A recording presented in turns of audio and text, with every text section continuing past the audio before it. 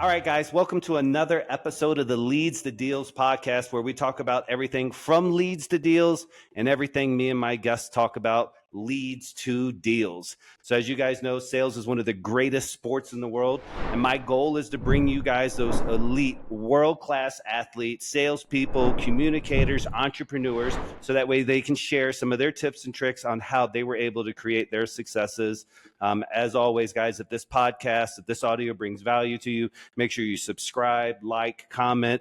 I always appreciate the feedback. And with that being said, let me introduce somebody that I consider a friend, somebody that I look up to big time into the real estate space, Brad Ruckart, out of Richmond, Virginia, Ruckart Real Estate. Brother, tell me a little bit, how's it going, man? Let's just start there. Good, man. It's good to see you, Scott. So those that don't know, Scott and I actually grew up together. I even saw his grandmother's house. I don't know if you remember that, Scott, but Joan, I believe. Yeah. So he's referred me to family, so that means a lot to me in this space. But I guess you want to know how I grew up. I was actually the son of a real estate agent, so it was kind of in my blood. So I saw sales.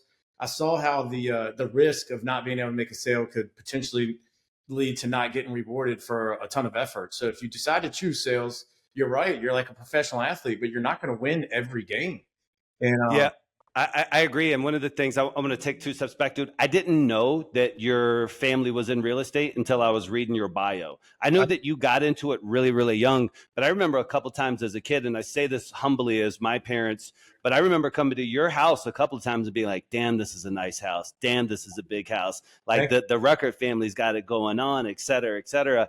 And it's almost a shame that I didn't know that as a youth that came from real estate, or that light bulb didn't click in my head, because you look up to people and it doesn't matter who they are. And you say, hey, what are the things that I can do to uplift my economic situation? And I didn't have a lot of those positive influences. And so it's amazing that your dad, was he in residential real estate, commercial real estate? And how young were you when he started? So first off, I'm the youngest of 9 kids. My dad was originally an engineer and worked at DuPont, which that's where a lot of our Yes. parents grew up working at. So he got into real estate in his 40s, and he had me in his 40s. So the way I knew my dad was as a real estate agent, and again, like taking the risk. I saw him working really hard, and sometimes not getting rewarded for the effort you put into each sale. So I knew that was like it. But if you do make a sale, the rewards can be heavy. So you kind of have to prepare for every game, whether you think you're going to win or lose, and have the Amen. mindset of whether of that you're going to win. And I really like how you said it's a sport of sales, because we really do have to take care of ourselves and our mindset and our body and our diet if we're going to be out here performing at a high level. Because at the end of the day, when you're in sales, you have to add value to the marketplace. And a lot of times as a real estate agent, it's just through your expertise, it's through your resources, it's through the marketing platforms that you're able to create. I mean, it's experience. And so that's one of the things, Scott, I really admire about you, is you still have so much energy after being in sales for so long. I know you probably work hard on that, so I respect that. A lot of salespeople eventually burn out. I noticed that, like, for my dad, I saw him having to take care of himself. I noticed how sales can wear on you, but you really have to rebound and realize that, like, you're only as good as the value you can take to the marketplace. So, and I remember at a young age being told to me, like, son, if you choose sales, your business will be effective when you are. So Mm. to put the mirror back in front of everybody that's listening and watching this. But I learned that at a young age. So I went out there and tried to make a few sales, and I failed along the way, but I also did make some, and I reaped some benefits of it. And if you talk about wealth building opportunities through real estate, that's a whole nother conversation. But my goal, after watching my dad work really hard in residential sales and then acquire a few rental properties along the way, was to add enough value to the marketplace to generate, a sale as a residential, whether a listing agent or a buyer's agent, but then use those acorns that I gathered from, or my winnings, if you will, to buy a rental property. And that's just really how I started at the very beginning stage. Was like, I wanted to think like an investor. I also wanted to be a salesperson. So I kind of had a balancing act between two things that I wanted to be, and I knew I wouldn't be great at either one of them unless I was willing to fail a little bit. And I took on risk. I mean, that's, at the end of the day, I hope that people understand in this, your followers and people that are watching this, is that you will have to take some risk. You will have to embarrass yourself. You will have to fail. And that's just part of the process. Yes. Separates the people that have 20-year careers like me are the ones that get back up and realize, hey, everybody else in front of me failed before too. And the ones that are successful are the ones that get back up and they're standing on a mound of their failures. And the ones that are like not succeeding, they're hiding underneath their failures. You can't find, Yes. you see what I'm saying? So It's cross accountability. I think that's what I love about sales. You know, Buffett's got that thing, that famous quote that when the tide goes out, you'll see who's naked. And you get enough no's in this industry that the tide's going to go out on you. And if you don't have that resilience, that stamina, that mental mindset, somebody asked me on a podcast the other day, they said, hey, Scott, what is the most important part of your sales pitch? Like, you know, your warm up, discovery, whatever it may be. And I said, man, the most important part is the pre-pitch. That 30 minutes before, that mindset before my morning routine, the most important part is before I shake their hand. Because if I go into it carrying baggage, or if I go into it carrying yesterday's no into that call, I'm screwed. And then something else, man, I really appreciate, because we have so much in common because we came from the same place. But we were talking about earlier, like how this can kind of change and manifest your life. For me, I felt sales, and I heard this from one of my mentors, but he was like, this is the only job where every single day you can either give yourself a pay raise or a demotion. And that's so true, because it wasn't an hourly thing. This is not an hourly thing. When you're commission only, you're either going to go out there and give yourself a raise or not. And I just love that every single day I could do that for myself. that's powerful, man. I love that you said that. I know that the name, so Leads to Deals is the name of this podcast. And you have to believe in the lead. And you have to Amen. believe that, like, hey, I can get a pay raise today, to build on what you just said. Like, as long as this lead comes in, I can build on that. Now, Scott, you're a business owner. I'm a business owner too now. We're not just salespeople. Yes. I hired a really expensive sales coach a few years ago. I have a big team full of salespeople. I have admin support staff. He told me, he said, Brad, the most expensive expense your company has is unconverted leads. I'm not sure if anybody ever told you that before where you're at, but like having good sales people moves a business forward because it drives revenue. And if you run a business, you have to have ways to drive revenue. And as a sales company, if your people don't believe in the lead, you're not going to succeed. It's just that simple. And I've always felt like whether I go door knock for a lead, if I meet somebody in the house, or if I pay for a Zillow lead, or I meet them on Google. I mean, we have all these different, we cast a wide net, right? But it doesn't matter where they come from. If we don't believe in them, then we're not going to show up and be ready to serve them at a level that they would justify them paying us for our expertise. You know, it's so funny too, because now we're kind of a little bit deeper in the weeds, but for all the business owners out there that have leads, you know, one of the worst things that you can have happen is your agents almost prejudge or read the notes of a lead, particularly if you're talking about older leads, because you might have a rep that just had a bad day or a bad conversation, or the seller had a bad conversation that day. They write in the notes, oh, customer is a jerk, doesn't really want to sell, et cetera, et cetera. And they don't work those terminated leads. There's so much money in your terminated leads. We do deals, we're in real estate in our Florida office as well too, but we do so many deals from what we call the FU customers. The customers told FU, hey, I want over retail. Hey, not now, I'm not interested. Why are you calling me back? That's where the gold's at. Like, everybody's good at nurturing the people who haven't picked up yet. Like, okay, Mrs. Jones, we're still trying to get up. Like, cool, everybody can do that. But what about the people who told you no, that time and circumstances have changed? There's so much money in those people. I mean, I don't want to hijack your podcast, but I've seen a lot of no's in my years that have eventually turned into yeses. Amen. I believe that a lot of people are scared of rejection. So if they hear no, they don't think they're getting a pay raise. They think they're just going to get another no. But you have to be able to dig a little deeper and unpack that no and understand why they said no. So you have to have another question to handle that objection of a no and understand. And it's okay for them to say, hey, I don't like you, or maybe it's just the timing, or maybe it's just, there's different reasons, but for the salespeople that want to be successful, they need to understand why they're hearing the no, digest that, and try to find a solution to turn that no into a yes. Dude, right? I love it. And we could talk about strategies on that, but all this stuff that you're talking about, I know it came from experience, but you didn't have it when you first started out. So was your first like sales mentor your father? Was it somebody in that, like when you were a green newbie real estate guy for the first few years, like where were you going for your education and looking up to and learning the process? So it's funny. If I think back to my first sale, which was 23 years ago, I got my license. I basically converted a rental lead. So somebody was calling in to try to rent a property we had through property management. And I convinced them that, hey, it's in your best interest to buy a house. Like if you really want to build equity, pay down a mortgage, there's some incentives as far as tax write-offs. Sure. I literally broke it all down to them. Here's the thing. Where we grew up, Scott, it was off of Salem Church Road, right off Centralia. The family that I was working with was a really good family. They had broken English. It was a Latino family. So they didn't quite understand everything, but they trusted me. And you used the Warren Buffett quote earlier today. And Warren Buffett always talks about the ultimate form of currency is trust, right? They trusted me. I trusted them. So anyways, we go through the process. I was studying real estate at VCU. I had gotten the real estate program. And so I understood how to do all the math, right? I could explain like here's how we're going to run comps in the neighborhood. If the values go up 3 to 5% a year, which is standard, and you live here versus renting a house because they contacted me for rent. I did a rent versus buy scenario. And I explained to them, if you lived here for 7 years and I did the math, this is what you would make. This is what you're going to pay down on your principal. And this is what you're going to enjoy as a tax write-off. Okay. I literally broke down this math. Scott, I promise you, when I took I did like back of the envelope math to them. We're standing inside the house and I delivered all this news and information to them. When they looked at me, they must have thought that I had 3 heads because they had no clue anything that I was saying. They literally like, what is this guy talking about?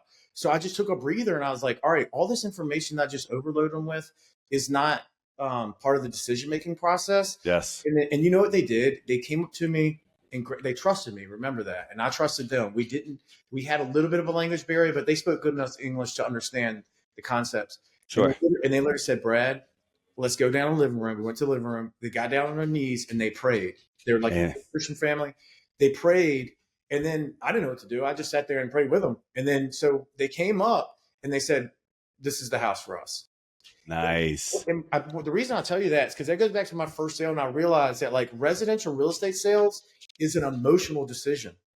It's obviously, financial ramifications. It's good for me as an agent to actually understand that and understand the numbers and break it down. I do believe that I'm really good at that. But sometimes I miss the mark on the emotional IQ of the whole situation. And I would tell your folks who are trying to convert leads to be aware of those emotional cues, because sometimes you might deliver this like elaborate equation that sounds like a confusing algebra teacher, which really isn't relevant to them making a decision at that time. Does that make sense? It does, man. And I love that you said, because, I don't think I've ever talked to anybody so far yet on our podcast who actually went to college and learned some level of real estate. And so to me, it's like, okay, that's a great asset. But the reality is like you said, like that prepared you to be able to provide the logistical data analytics on the transaction, where it was more the emotion. And then it's almost that old saying, KISS, keep it simple salesman, that you had to strip all that out. You had it as a resource, obviously, in the back, but that's a bullet that you don't use too terribly often. And then you stripped it away, and then you were able to just deliver kind of an emotional presentation. Yeah, and let them understand like what the information you're trying to give them, but let them digest it at their own time and realize that like, hey, they've got other things that matter to them. I didn't spend any time talking about the emotional aspect of it, but once I gave them that space to understand that and get there on their own, it was like, okay. How much in equity, if they still own that house, would you just spitball guess that they have today? Not even equity, price went up. Like how much do they gain on that side? Bought the house for about $80,000, and it's probably worth about $265, maybe $300, probably $300 now, between $265 and $300, depending on the condition. Yeah. That's great, bro. That's great. So for you, that was the first time you got a sale. But you started going into like more sales, and then ultimately to a team. I was reading some bio that you helped with somebody's portfolio, either adjacent to the university or something, and maybe that sparked it off. So how did you, I'm going to get 2 different transition points in your life for those guys who are like, cool, I'm interested in sales, I'm interested in real estate, kind of understand that part of your journey. But then how you went from a salesperson to where you felt like, okay, I'm actually closing. Like, I'm not just stumbling through it. Like, I'm good. And then to being a business owner. So when did you kind of start feeling like you had the sales process down, if you will, and were a closer? Well, so at the beginning stage, I didn't really have a lot of leads. So a lot of agents are taught via real estate coaches, like I listened to Buffini at the time, to add enough value to your sphere, which are people that know you, trust you, and like you, to be seen as a true professional and be held reputable. And then if they have a real estate need, you're going to be the person they call. And I respected the people that would actually contact me or I would ask for the business. And I wanted to perform on whatever their real estate journey was, whether they're trying to buy a house or sell a house. When I was so young and got started, I was primarily working buyers. Okay. So as I transitioned and got older and I felt like, hey, I got this in the bag, I'm really good at this, I needed to start working buyers is real time consuming. You're showing houses nights and weekends. As I kind of evolved, let's say 10 years later, I started attending some other real estate classes that was basically like, you can build a really healthy career working buyers, but if you have the sellers, you now need to develop a marketing platform and the leads come to you. So is that pretty much true? Because I've never heard somebody say it like this, and I don't know enough about the traditional real estate side. But is that kind of how it is? Like most people who start out, they start on the buyer side and their friends and family networks. And then when you get the next tier is to be more of a seller side agent. So you're not taking people around in cars for every Saturday and Sunday type thing. You get to a point as a buyer's agent, you really know the market. I mean, you've seen all the houses. You can really determine the value of a neighborhood or community, a city. You feel the vibe because you're in it.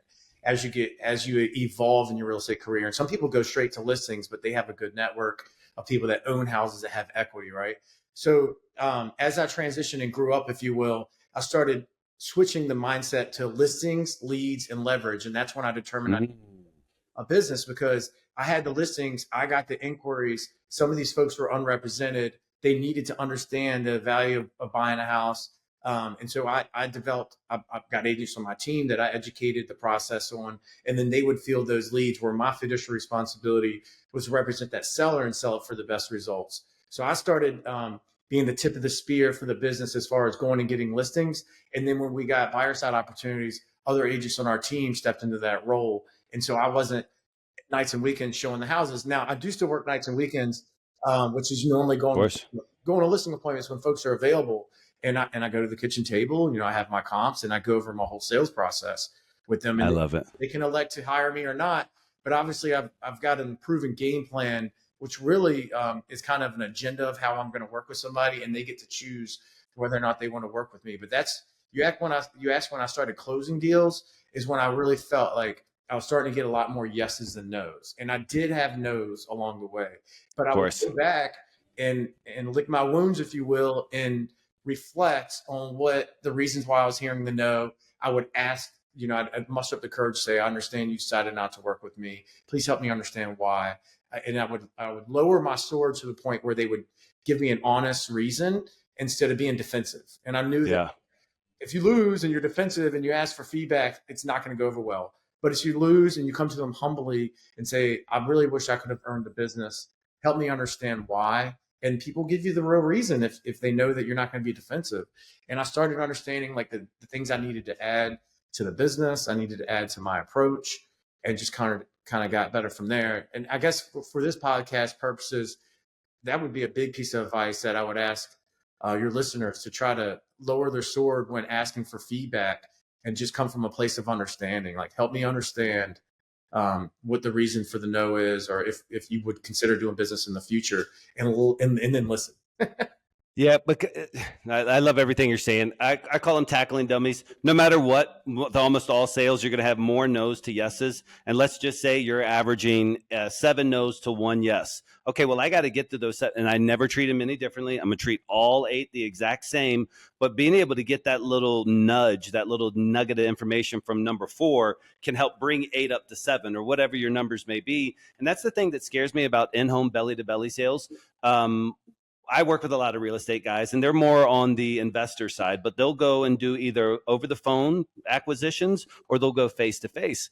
And in a lot of states now, some of the mentorships that I'm in, as long as it doesn't have to like be disclosed, or they have a little thing that they'll wear and record the conversation. They want to make the customer feel awkward, but in states where it's perfectly fine to do this, and they'll record their pitch, and then that pitch will have to be uploaded so that way their quality assurance department can listen to it. And I almost wish that you could do that across the board, or that's one of the things, if you are face to face and you have the ability, or you tell the customer and just let them know, like, hey, listen, I'm going to record this for you in case you want to receive it later or whatever it may be.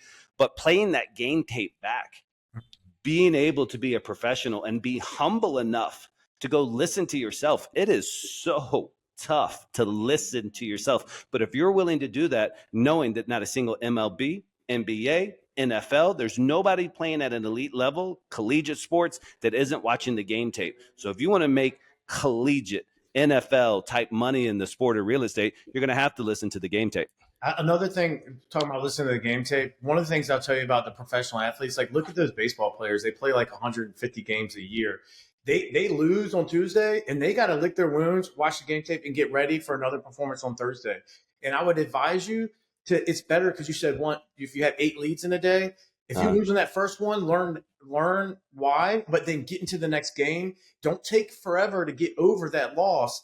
Get back in the game, because that's literally what the pros do. Like Jordan misses those game winners, but then he gets over himself and gets back in the game to try to make the next shot. You see what I'm saying? Amen. And a lot of times, some of the agents or even people in general will take a loss and then they'll hide from it, and they're scared to make the next call. It's like, just because you lost that last call or that last meeting or that last appointment, you literally have to wipe that off and get into the game. And people ask me that. A lot of real estate agents ask me, like, how many listing points you go in a week? And I'm like, well, I try to go on one every day, which is 5 days a week, if you will, even though I do work weekends. Yeah, understood. But sometimes I have to, like, I got 5 in one day. And I'll tell you, if I keep my mind right in that 5 in one day and somebody says no, it really doesn't bother me, because I've moved on to the next one and I'm going to get at least 4 out of 5 yeses. So it doesn't burn as much. But if you're one of those people that, like, you only get 5 in a month and you got 1 or 4 a month, you got 1 each week, it hurts, because you've analyzed it to the point where, like, by the time you get there to the next opportunity, it could spoil it. So what I'm saying is, like, line up your games so they're back to back to back, so you get better and better and better along the way. I would give another little piece of advice, kind of based off what you're saying. I do like a welcome conversation with every new agent that comes in. There's 25 agents or so at a time. I'll go in there. They've already been qualified. They've already had the first day of training. I come in there and I just kind of hype them up a little bit.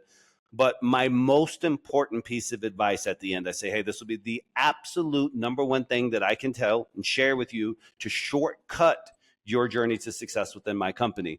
And it's a famous quote by Henry Ford. And it's a little bit longer, but I tell them the abbreviated version or the first half of it. And I just say, hustle while you wait. I say, hustle while you wait. I said, some of you guys tonight are going to leave here with this training manual, and you're going to go home and you're going to go fix dinner and tell your mom or your spouse or whoever, I had a great day at the office, and that's pretty much it. And you're going to come back and you're going to wait for tomorrow to come, and you'll come in here and train it. And some of you guys will literally only train while you're here. But there's other you guys who will hustle while you wait, and you're at home and you're studying the script and you're calling somebody else from the class, a fellow agent, and you guys are practicing your pitches and you're practicing your rebuttals back and forth. That type of steel sharpens steel. That's what you need as a sales professional, which is not afraid to do the game tape, as we said, not getting hung up on the negatives, but also let's practice. Right. You don't ever see anybody who's not putt after shot after shot out there just practicing. So hustle while you wait as a sales professional. That quote meant so much to me and gave me the incentive to just keep on driving while I knew my competition, my other agents I was up against, were just waiting for the next day. Scott, that's definitely you. The way I've always admired your hustle. I've actually haven't seen you wait, but I understand. Like, what I'm trying to say is that, like, you take a loss, get back in the game quicker. Amen. Winners get back and take more shots. And you're right about the hustle while you wait. Another thing I admire about you is how all in you are. And I'm hoping that, like, the people that you bring into your world that are attracted to you see that, so they get all in too. And if you have multiple people that are all in, which I feel like I've established at Ruckart Real Estate, I've attracted really good agents, and we're all working together, you can just win more games. And it doesn't all rely on Scott. It doesn't all rely on Brad. But you have other high performers doing it at a high level, and they can come to you, and you, like you said, iron sharpens iron. They can say, hey, this is what I think went wrong. Honestly, a lot of times you talked about being able to record your presentations. I bring a lot of the agents along. I call it ride shotgun with me, and they shadow me, and they go on appointment. And it's never awkward for the customer when I say, hey, look, there's another agent on my team. He's going to help understand what your needs are. We're going to pool our resources to benefit you.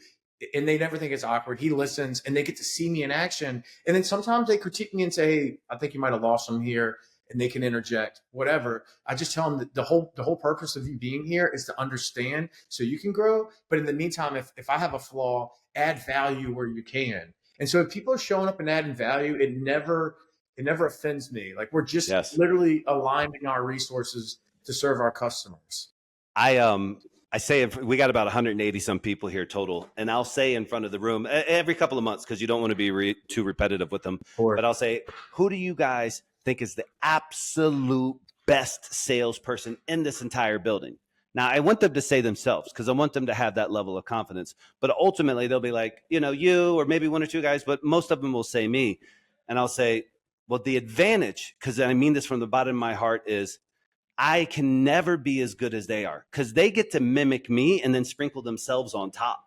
And so you get the opportunity to pick the best of the best things that I'm saying or doing that match your style, your personality type, but I never get to sprinkle you on. Like I'm only me. So like to have me as a mentor, I expect for them to leapfrog over me at some point while we're in this. And that's why I love what you were talking about, your complementary team, because I see you guys. My number one thing when I think about Ruckart Real Estate, and I know the impact that you guys have in Richmond, I firsthand had you guys help my family. I know other families that you've helped is authenticity. Right. Like you guys are the real deal. Your guys are professional. You got a great team. You sacrifice time and effort a lot where other people don't. And so like, I'm super complimentary and I love what you guys have built. Off of that real quick, though, I want to talk about how you built that. Did you work for your dad for a certain number of years and then start your own? What was the impetus to go, you know what? CEO me. Well, so yeah, when I first got in, I was taking the rental leads and trying to convert them into buyers, which I did. But that's a hard way to start. And my dad was aging out, so I decided I needed to just go out on my own and figure it out. So I was a solo agent after being with my dad for about a year and a half, 2 years. So I worked with my dad for 2 years, realized that like he was really older and aging out, and I needed to go spread my wings, explore some things on my own. So I became a solo agent.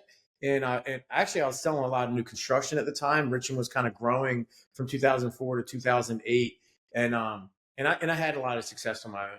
Then the market collapsed in 2009. I went to go work at this foreclosure brokerage, really smaller commissions. And real quick, how long would you have been in the REI space when 2007, 2008 happened? Because what a kick in the teeth that had to have been. The REO space was low commissions, man. I'm talking like almost not even worth the effort. But honestly, I bought a few properties, which I'm glad I did that for my own personal net worth building. Sure. The investor mindset. But as far as building the team, I realized it was about 2012. There were so many, especially in the REO business, like REO was a lot of paperwork to get a bank to approve a deal. I wasn't great at the paperwork. I wasn't great at the administrative type stuff. I'm like you. I'm a salesperson. I'm wired. I can do the math, but I don't want to sit here and do it all day. Yes. I want to follow these protocols and write systems. The banks had a lot of that. That's when I realized, honestly, like I need a team because I don't have the ability to fill out. It would take me an hour and 15 minutes to fill out a document that it would take an admin person 15 minutes. Right. Yes. Whereas I have zero fear. I will go to somebody's house and explain to them why they should hire me. Whereas an admin would have fear. It would be their biggest fear to go to somebody's house and have that pressure. So it was like I needed to bring different people into my world that could do what they do best, and I could do what I do best, and we could collaborate. So I love it. And then for you, how long has Ruckart Real Estate been in business, and what's your kind of team makeup look like now? How many agents do you have? So we're it's been 12 years since we've gotten the business. There's a total of I think 12 producing agents at the moment. Nice. We have a runner, we have a full-time marketing person, we have a director of operations, we have a listing manager, and we have 2 buyer side transaction coordinators. So that's about 20 people total right now. Daggone. And then for you, because we talk about leads here, how are you guys marketing right now? What is the Richmond, Virginia, April 2024? What are you guys doing to generate leads? What are your marketing channels that you guys are doing to reach out to motivated sellers or sellers? Just so you know, we've always been a prospecting based marketing enhanced company. Which means what? So prospecting means like, hey, go work your sphere of influence or go door knock a neighborhood that you want to farm to and be the neighborhood expert with, which means it doesn't cost money. Marketing costs money. Marketing is like, look good, be attractive enough to where somebody contacts you, right? Yeah. Prospecting means I'm going to initiate contact. Scott, I care about you. I know you from growing up. Just checking in. Does your mom still and dad need to sell their house? And do they need to downsize? That's prospecting. You know, it's leveraging relationships too. There's a lot involved with it, but the marketing is like on the Zillow, I'm sorry, we do market on Zillow. It costs money, but that's a Yeah. different avenue. There's Google, there's Homes.com. They're a big player in Richmond, Virginia now. I don't know if you've seen their Super Bowl ads, but Mm-mm. Homes.com, you can look into them. They actually have headquarters there in Richmond. Um, we're spending money for marketing to try to get the best leads, and then but our agents are also still prospecting and nurturing their database and trying to be available and make sure people know that they're in business. So your primary channel globally across the company, though, is agent effort, right? Agent outreach, them self-gen. What are your most successful agents that are producing the most amount of closing leads, that are doing the volume? What are they doing that you could share with other guys who are maybe struggling in their real estate career to prospect versus maybe a less successful agent? All right, so the most successful agents on my team are basically like, I know that my job is to nurture relationships and be out there generating business. The highest and best use of my time is not doing the admin stuff. A lot of agents that were solo can't let go of the admin stuff because it makes them feel good to fill out the paperwork to get a commission, right? But the ones that are making the most money know that they need to be in front of sellers, they need to be in front of buyers, they need to be in front of investors, and they are practicing their scripts, they are practicing their presentations, and they are delivering them at a high level. I call it planning the work, working the plan. And P stands for prospecting, right? Yep. L stands for leads. Okay, so you prospect, you get a lead. A stands for appointment, whether it's a buyer appointment or a listing appointment, etc. And then the N stands for negotiate. And if your agents are staying in the plan, right, playing the work, work the plan, prospecting, lead follow up, going to appointments, and negotiating, they're making money, and then everything else is handled by the company between our marketing channels, our admin support staff of like the listing management or buyer side transaction coordinator. Well, and also to another value add, and again, I don't know your business, but I know how I would feel if I was blessed to be able to work with you, is I would say not only have you handled the administrative, so I can focus on the prospecting and the negotiating and generating that contract, if you will, right. But I'm leveraging your credibility. Right. I'm leveraging your brand. That brand is a shield when I'm walking into anybody's house. We are the trusted go-to source. We are the people that are known for taking care, for going the extra mile. So that's amazing that these guys and gals that work for you have that almost halo around themselves when they go into anybody's house. And you built that. Thank you, man. I'm so glad you said that. I mean, it's been a lot of effort from everybody that's worked at Ruckart Real Estate. I have really good people that don't work with me anymore that really move the R forward, if you will. That's what we're saying the brand is, like the R Ruckart. But I will say it's a layering effect. Like everybody wants to know where's the key performance indicator that gets you the most business. And it's a tough question because when you're marketing, like we've had billboards, we've had TV commercials. I've sit on meetings with high influential people, sure, Richmond, and you can never guarantee exactly where the most comes from because a lot of times somebody sees you on Google, then they see you on Zillow when they're searching for a house, and then they see your flyer because we send flyers out for just listed, just sold, or we have a lead-in sign for each open house, and then they pop in and see the open house, and they're like, oh, there's a Ruckart person. They're branded. We have the swag on, or that's what we call it, swag, but they have the branded, like you said, R. And it's just kind of a layering effect. And then they realize they start having we call it a substantial real estate conversation with somebody, and that person's skilled and they know what they're talking about. To the consumer, they're like, this is the place to be because they know what they're doing. So we're kind of like wrapping our arms around them, if you will, in the digital form, but then also in the ground attack, which is like the lead-in signs. If you're driving down Forest Hill Avenue and you turn into Stratford Hills on Cherokee, you're going to see a lead-in sign from like 7 different roads to get to one house. And then we're also hosting an open house. A lot of agents have gotten out of that. But you said belly to belly earlier, and I wanted to come back to that. Like if we get belly to belly, we're going to win because we are good at meeting people where they are.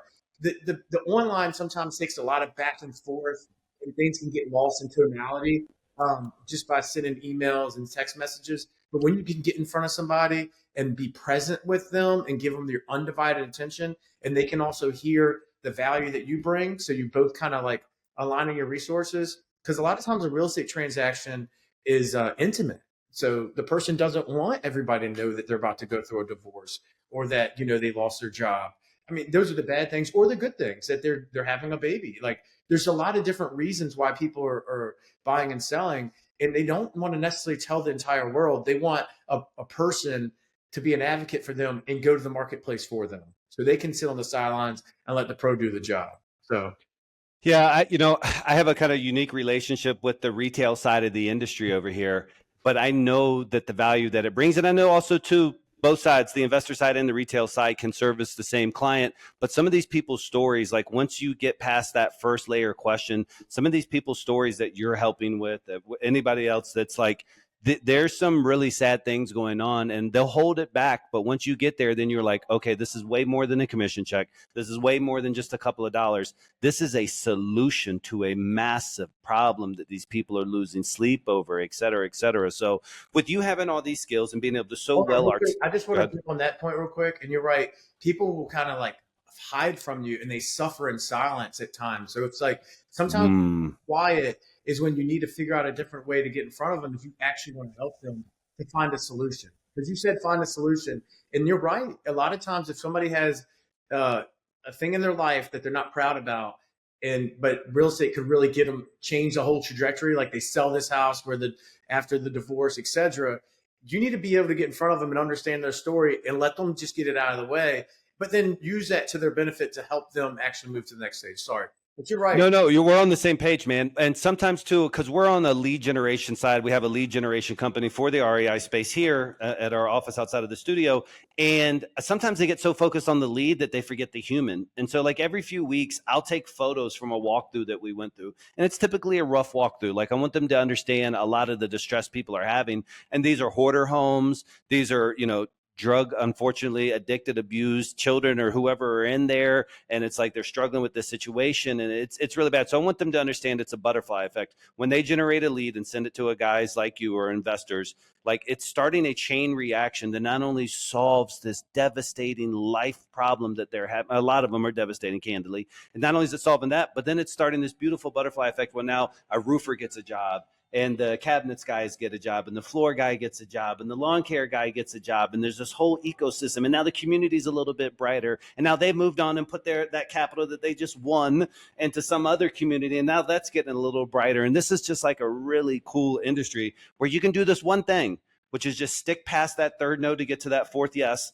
and just stick in, and you're going to just cause this domino effect of like really positive impact. And we're blessed. I love the way you just said that. And I've always said, just be the tip of the spear. It's like, if you go and be the tip of the spear, like we're hunting, right? Everybody's eating afterwards. The roofer, the guy that's power washing, the landscaping company. Because usually if there's a distressed property or situation in somebody's life, the house does suffer, right? Yes. And then even after that, besides the real estate agents, there's the lenders, the title companies, the home inspectors, the appraisers. I mean, it's like you said, there's a real butterfly effect here. So those people that are working for you are really making an impact on the community. They really are. And I believe in it, man. I love what you guys are doing. Thank you, brother. Thank you. I appreciate it. I want to hit a couple more questions, and then I got this really big industry shaking news about NAR. I definitely want to dig into before we get off of this. But so obviously you're super skilled at what you're doing. How are you kind of communicating that to are you holding trainings? Do you have somebody who's doing trainings? I know you do some shadowing here and there, but how are you guys training in your office? Like what kind of steps or cadences? Do you have morning meetings? Do you have biweekly trainings? Is there anything that you guys are doing? So we have a weekly sales meeting. The good productive agents, which I have on my team, are busy, and they're basically serving customers nonstop, 24 hours a day. But we try to get together and huddle. We call it a morning huddle every day for 15 minutes from 9:30 to 10:45. People come in, and we basically just want to hold people accountable. Say, look, to be successful in sales, you have to be intentional in what you're going to do with your day. And people literally just pop in and say, my name's Scott Morris. I'm going to do these 5 things today to move my business forward. And then they pop out. And so we have 15 minutes of just holding each other accountable every day. The sales is every week. And then we have a big company team meeting once a month. And if there's a big announcement that needs to be made, obviously we have a company text log, which is actually passing along a lot of information on the regular. But there's all kinds of separate one-on-one. So I do a one-on-one with each agent on our team once a month. And then we do a quarterly review with my business partner, Tommy, and then our marketing manager or our director of ops, depending on if they need more ops support or more marketing support, depending on what they're trying to accomplish. Because I'm actually not our marketing director. Yeah. So I will listen in and I have input because I pay the bills. But I mean, we try to combine an understanding. And then here's another thing about marketing. I know you mentioned that earlier. You have to stay in it long enough to determine whether or not it's actually working. So many people try to market in one weekend and then they don't get a deal. And it's like, you've only done this for 24 hours or maybe seven days. It takes like 90 days. I plan on recording content on this. This is the gospel, absolute gospel. So I sell a lot of packages to various vendors, but I'm also like a big one of my own clients. But I drop mail, I do PPC, I do obviously cold calling for our own REI space in Central Florida. And I just did a new mail campaign, dropped 20,000, got 57 leads, one deal, and it canceled. So I lost 20K, literally 20K flat gone. That lasted like 3.5, 4 weeks. The next 4 weeks, I spent another 15K, said, screw it. Okay, we just got to spend another 15K, got 5 deals and already assigned 3 of them. And so our ROI on that is about 4X of the total of both spends. And so and there's still a couple of leads to work, but we went from getting no out of 20 to 5 out of 15 just because we stuck with the process. And that's what so many people is, they spend a little and they expect a lottery ticket. Like, I believe in the lead gods. Okay, I get it. But the lead gods don't like it if you don't stick in the game. So you got to stick in the game for them to shine these these cherry pick deals right into your lap. Like, they'll fall into your lap. But exactly what you just said. A, you got to spend, and B, you got to stick around. Well, and you're building credibility with your advertising. Like you mentioned that about my company. It's the same thing. If you just show up one time, people are like, who is this? But you show up again, and it's a layering effect. Now you have the trust. And we talked about that being the ultimate form of currency. So yep. So let's talk about your younger self, man, because I remember your younger self. Matter of fact, until we connected the other day, all I had in my memory was your younger self.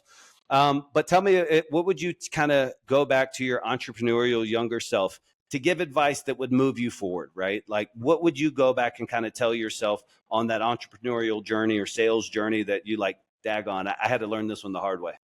I would say, obviously, being a young man, I was full of piss and vinegar, if you will, and hadn't eaten. Mm-hmm. But I think most young men go through that. And I got into this industry at a young age, and I had a closed mind. I thought that I could just do it on my own.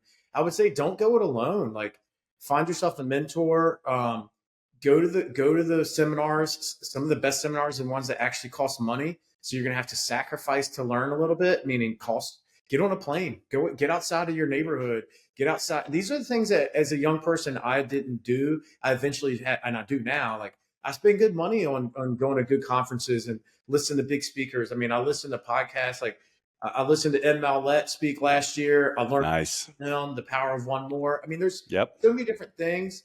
I just wish that I had been more open-minded when I was younger. The work ethic was there. But you have to lose that ego. I mean, the Ryan Holiday, Ego is the Enemy. I read that book, and I still probably carry around an ego, but you still need to curb that because it's not about you. And once you can remember that and really be open-minded, now you can learn and you can add things to your repertoire and things you can bring to the marketplace because you got on a plane and went and learned it from somebody that's been there before or somebody who's doing a high level. I would just say that, like, in sales, you aren't the first person to be in sales.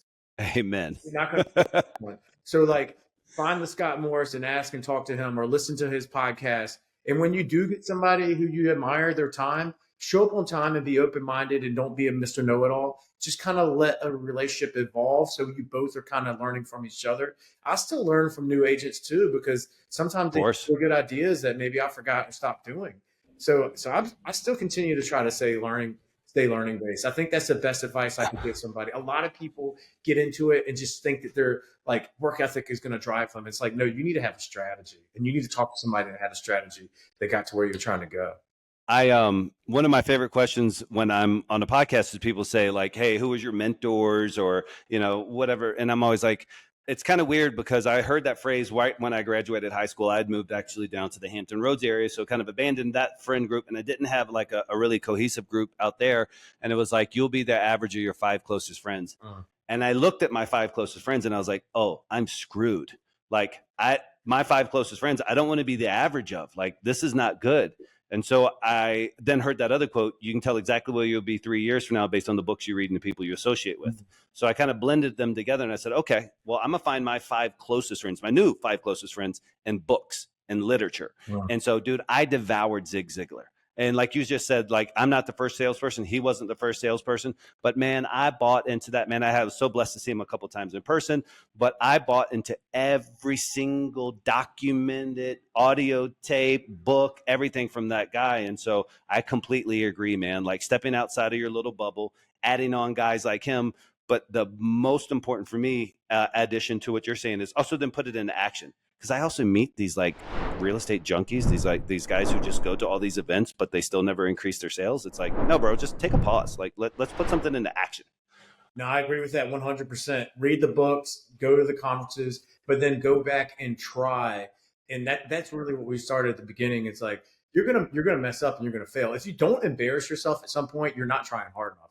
That's what I tell agents on my team all the time. Like you trying to hide and just go to these classes, never trying to implement them, is doing nobody a favor. You're literally just entertaining yourself by going to these classes.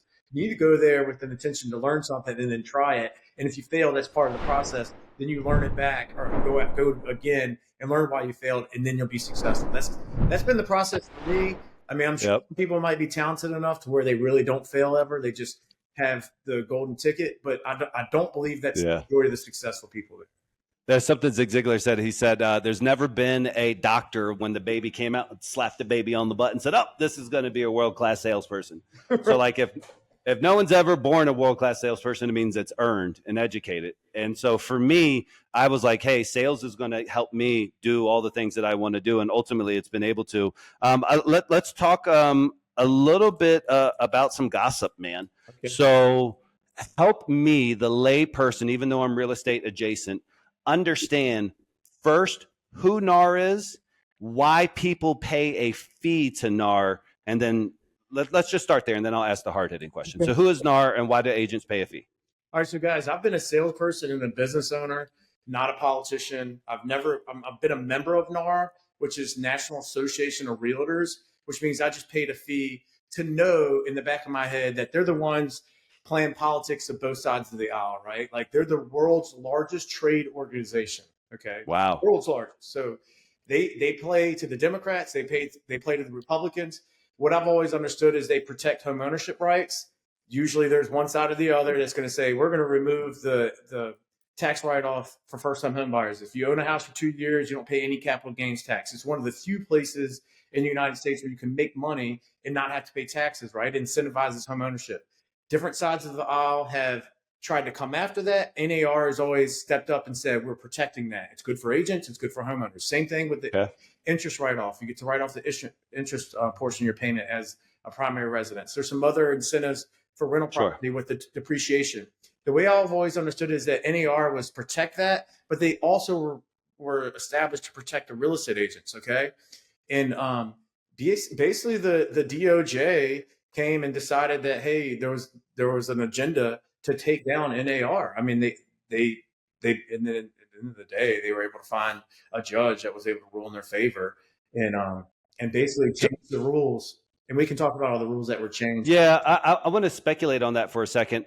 And I'm a complete novice, but I say, man, if the inflation and real estate market hadn't spiraled and interest rates spiraled up, I looked at it as, oh, look at the federal government putting their thumb on the lever on trying to do what they can to kind of counterbalance the skyrocketing prices by hoping, like somebody told them, oh, well, we can save sellers 3 points and we'll give them $400 a month for up to 10,000, whatever they're doing right now on trying to abate the mortgage rates. But to me, I felt like, and in my head, I said, I bet you if the economy was smooth sailing, calm, they never would have done this.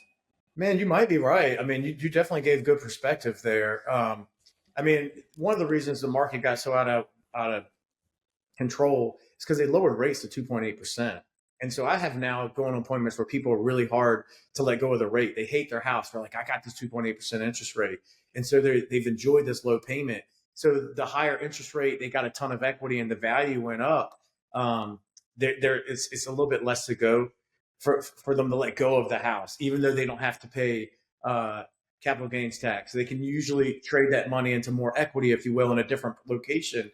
But then if they have to get a mortgage, they're like, this is a 7% interest rate, and it sucks. So you are right. There could be the government of saying like, this is one way to curb the inflation. Go ahead. So sorry. What is your advice on that? Because that's an objection that we get all the time right now, and we're trying to help really educate people. They're like, "Hey, yes, I'm in this distressed situation, but I don't want to go now and pay 7%, 8%. I have a really good interest rate." And so, kind of my theory, and this is a theory I'm working in my head, which is, well, also too, real estate sometimes ends up like musical chairs. And so one of the best things that you could do is let's capitalize on the equity now that you have in this house. Let's go ahead and sell this property now. And even if you're selling this property now, you're able to extract all that equity and you go into another property with a higher mortgage that makes sense to you. You're at least able to refinance that when the rates ultimately fall back down in the future. And so I'm just curious, that's just kind of a hypothesis in my head to maybe counterbalance that objection. What are you guys trying to do to educate them on that it actually may be best to extract and then go into something else? I mean, you nailed it. It's like, hey, if you're not really enjoying where you live, sell your house, capture your equity, buy a house that you're really going to enjoy. As long as you can afford it, you can't go wrong. And then you win twice because if they lower the rates, the values are going to go up again. So basically, you get to lower you're now in a house that you paid 600,000 for. They lower the rates, you can refinance, and now your house goes up to 650. So the value's gone up and your payment's gone down. So you can basically potentially win twice if the rates come back down. But back to the NAR stuff, I'm open minded to having more discussions on that because I have other thoughts. But I will say the market is a living, breathing organism that the government can't control, the DOJ can't control, NAR can't control. And I think that the nature of the marketplace, meaning not enough inventory, is the problem. That's why I'm so eager to do interviews with people like you, because you're trying to convince leads people to sell their houses that are becoming distressed to them. They need to let go of that so it can get to the marketplace, because we're in an inventory crisis. And that's a bigger issue than the laws that NAR or, and DOJ are arguing about. It's just the fact that like more people are moving to the United States than are leaving. I mean, it's just that simple. More people are moving to Richmond, Virginia than we have houses available. So that's why we're getting 7 offers on each listing. Does that make sense? So yeah, it makes sense, tons of sense. But talk about how NAR and the settlement, the way I understand it is actually everything's all the same. You just can't advertise the buyer side commissions on MLS specifically. It could still be on one of the syndicated websites. It could still be a pocket offering. It just can't be listed on the MLS. To me, that makes no sense to me. So why can't it just magically not appear on this one website, but it can appear on all the other websites? I mean, NAR was in a vulnerable position. I mean, the owner, not the owner, I'm sorry, the CEO at the time, from what I understand, was getting allegations of some sexual harassment and stuff. I mean, they basically settled and didn't put up a good argument to justify why they should be able to use their MLS to keep buyer agents incentivized to working with buyers, because it's never been the whole idea that it was a law that sellers had to pay 6% is all BS. It's never been a law. 100%. It's never been a national 100%. law. It's never been a local law. It's all based on the value that the real estate agent brings to the table. Yep. And then they say, hey, look, if you want to allow me to cooperate with other agents, we can offer them a compensation. They'll see it. There's very likely that multiple buyers agents are going to attempt to submit an offer on your house, and I'm going to negotiate on your behalf. They're going to negotiate on the buyer's behalf. The only ones that get paid are the ones that actually get the deal to closing. So it's never been this big law. And what the lawsuit is saying they're decoupling the commissions. So basically saying you can still incentivize a buyer's agent as an owner of a property to say, hey, if you bring me an offer, I'm willing to pay you. But like you said, they just can't put it on the MLS platform. I do believe that some of the aftermath will be less agents like myself, and I'm still going to be a member of NAR, meaning I'm still going to pay my dues, because I believe if they can help protect some of the ownership rights in America, it helps keep values up. But I do, I do believe that some agents are going to either get out of being an agent because they don't want to have to try to have a tough conversation to justify their value, and I do believe some of them are going to stop saying, "I'm not going to be a member of NAR." Yep, like they're upset about that. I agree. So real quick side note, and then I have 2 last questions. But so you never know what's going to go viral. And, I have an IG following of mainly investors and wholesalers. And I happen to record this one stupid video. And you don't know what you're going to be wearing when something goes viral. Backward hat, gold chain out. I'm driving my car. And I say this video and I say something like, doesn't just, and everybody assumes that I'm a real estate agent when I said this. So they're flaming me. Like these real estate agents are vicious, boy. Like Becky in Alabama. It's because she was dude. Like a lot of these real estate agents have a servant-minded heart, and they wear their heart on their sleeves, and they try so hard to advocate for their customers. and they feel like the DOJ is basically saying like your skill sets are worthless, even though they're entrepreneurs, and we all know that like 50% of the economy in America, the backbone is a small entrepreneur, Amen. and they're basically keep going with what you're saying. Sorry. Yeah. But no. You're 100% right. But check this out. All I said is, and I hypothesized into the camera. I said, doesn't this just mean that a slick, like badass listing side agent is going to turn to the seller and say, hey, Mr. and Mrs. Jones, now that I'm sure you've heard about the news, now that this has happened, we're not really locked in anymore to that whole 6% thing. And as you know, I started my career on the buyer side. Now, I love to create win-win situations, Mr. and Mrs. Seller. So here's what I'm going to suggest, because I'm able to get you an offer that makes sense, that's going to be the best for you, while also doing the same for the buyer. So I'm going to represent you on both sides. We'll just sign this dual authorization and we'll do 4.5.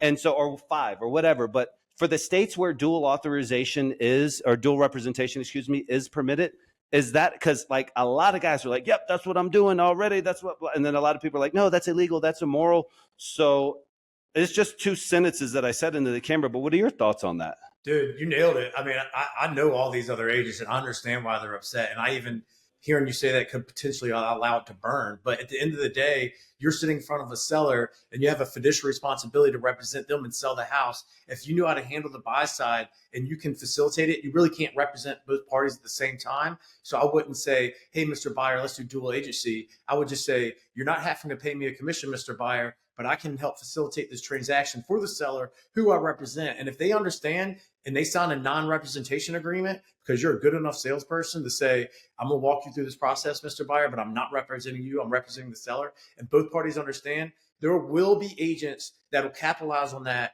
and make more money. I mean, I'm sorry if I just offended a lot of my peers, which I don't intend to do, but there's people that are motivated by money, meaning real estate agents and sellers, Yep. etc. It's just the nature of the world we live in, that will find a way to make more money in this. And there will be people who gone are the days of saying, hey, I'm just somebody's best friend and we'll never discuss terms because I automatically get my commissions earned. Those people might not be able to survive in the upcoming market because at the end of the day, a buyer agent is going to be disclosed how much money they're making at the closing table. And if the seller's not willing to pay it, they'll have to convince the buyer to pay it.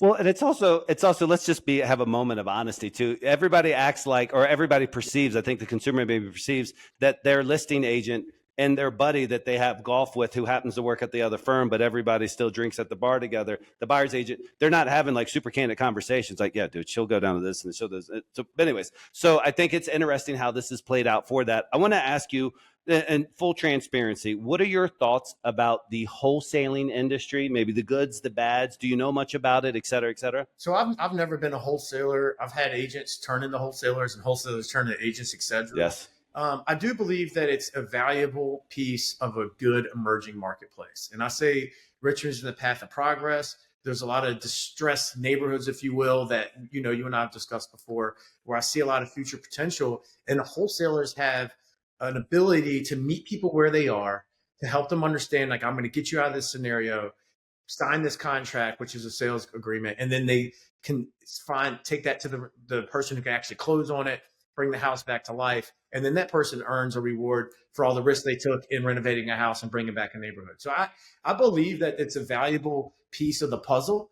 It's not for me because I've been a licensed real estate agent for so long Sure. that I've taken this like cloak of honor to say to Mr. Seller that I meet that's distressed, look, I have a fiduciary responsibility. We can probably go to the market and sell it for more than what the wholesaler was. The wholesaler could potentially make way more money because if you're getting $100,000 property and only make 2% after paying my broker and everything else, that $3,000, I walk away with like $1,500. Where a wholesaler could convince somebody to, hey, $100,000 is a good deal, and then turn around and get it to somebody else for $115,000. They could make $15,000 without being licensed and insured and take on all the risks that I do as far as owning a business. Yep. I believe that wholesalers have a good niche as long as they can add enough value to that person and the person that they sell the house to. If they don't get too greedy, because the person that you sell the house to that's going to come and renovate this house is actually taking on more risk than you. And 100%. You manage that relationship to get this person to agree to sign a contract, and you deserve to get rewarded for that. To get people to sign contracts, we both know there takes a certain set of skills for that. Yeah. So I'm not against wholesalers, and I hope that they never think that I am. But I'm just not a wholesaler. And the reason why is because Ruckart Real Estate is a sales company and we are real estate agents. I do Yep. have agents on my team that have flipped houses that they have bought from wholesalers. Of course. So Yeah. it's I'm happy that they were able to do that because they took some risk after they bought it from a wholesaler to prep a house for the market and spend good money to raise Yep. the value. And then of course we use our skills to sell it. So Yep. everybody can win when everybody knows their role. Yeah, and I think what's interesting though is as there's so much turmoil in the industry right now, Virginia actually just passed January of this year, February of this year when it was signed, but one of the most draconian, strictest, pretty much eliminated wholesaling if you're going to do it legally in the state of Virginia. Indiana pretty much knocked. There's like 8 states right now that have pretty much knocked it out. Which is weird because it's basic, like constitutionally protected contract law, like the assignability of a contract. But they've done well enough to verbiage the laws where you can't get away with the same type of sales practices that made wholesaling so attractive. So you should see that wind down aggressively over the next year or so as people start getting popped for continuing to do it. Well, Scott, forgive me for not knowing. I don't like that because I believe in freedom of choice for the consumer. Yep. If they meet with an agent and they meet with a wholesaler and they decide to go the wholesale right, that's what they decide to do. Respect their decision because they're the owner of the property, right?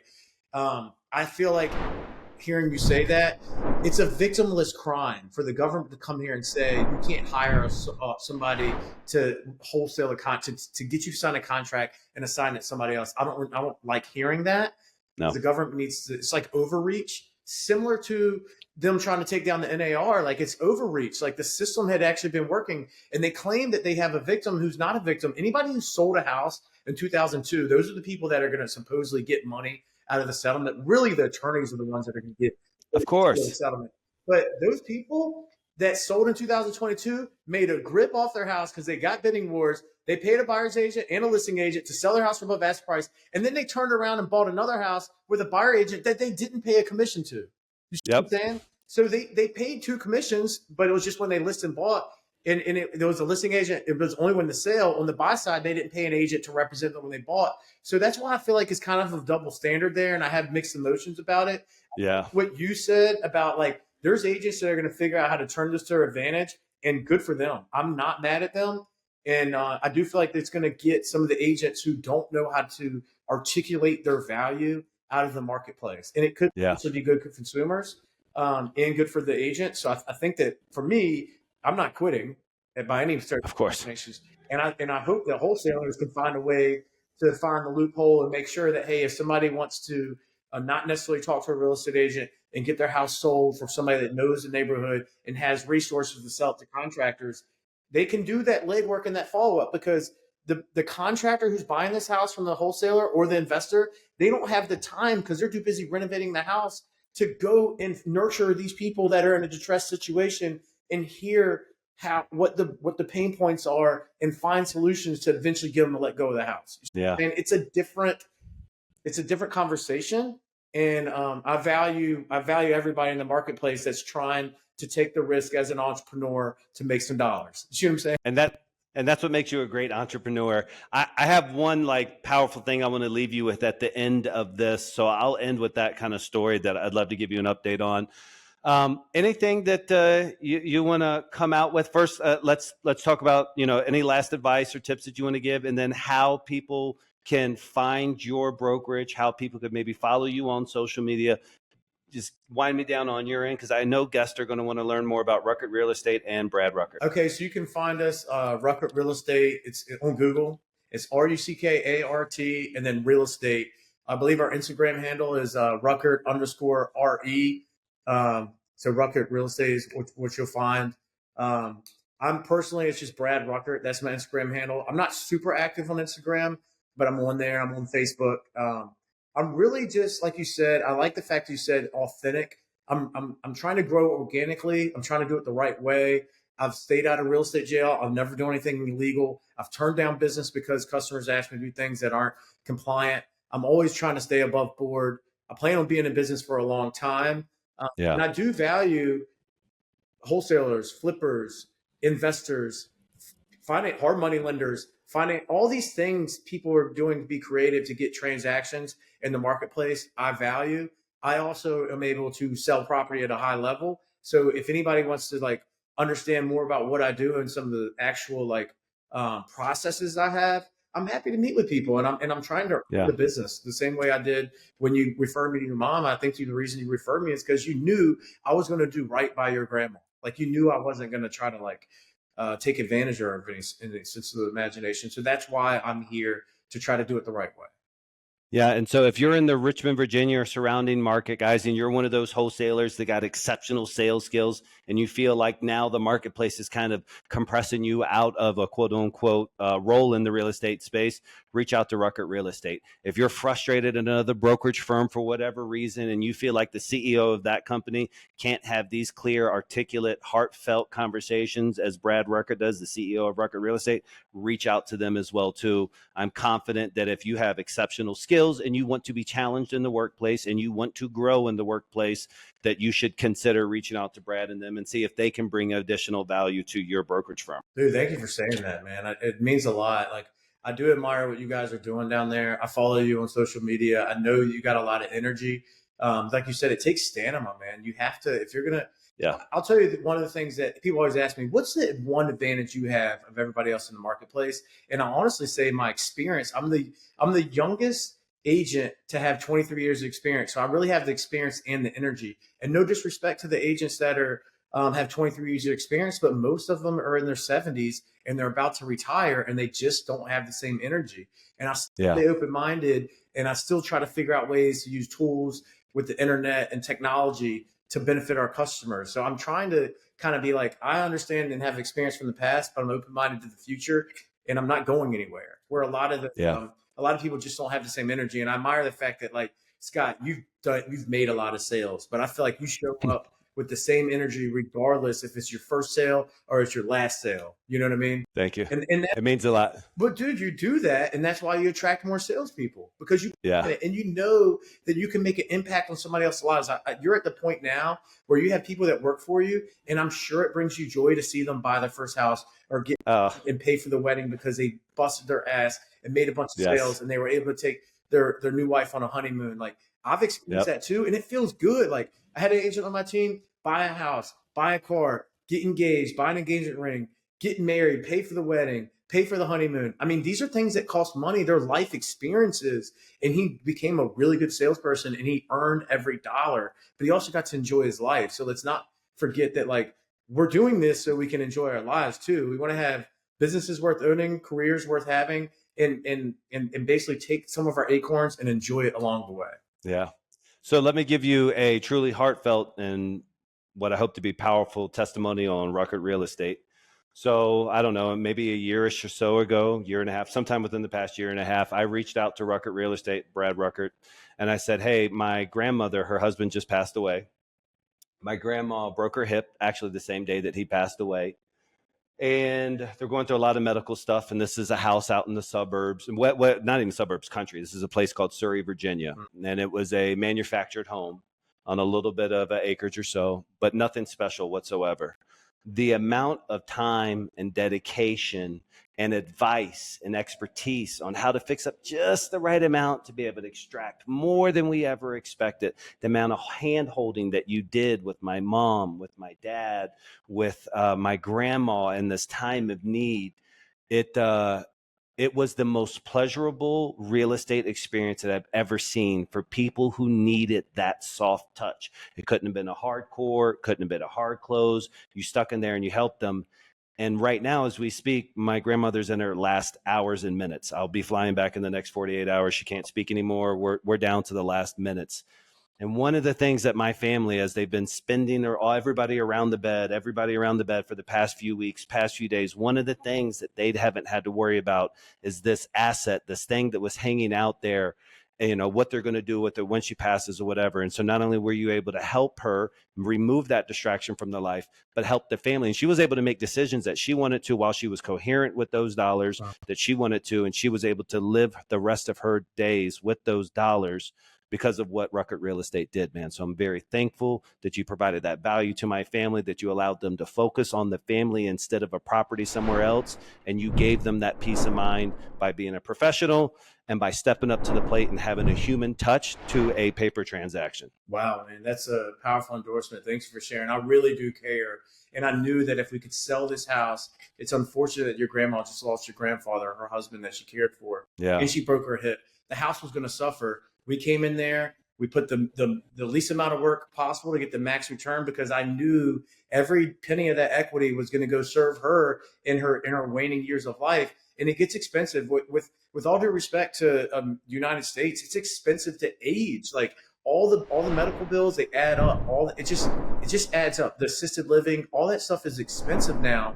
And so the people that can afford to try to like extend their life are the ones that usually they sell the property to help that. And I knew that the medical expenses were coming, and the house was the answer to help afford all that. So cool.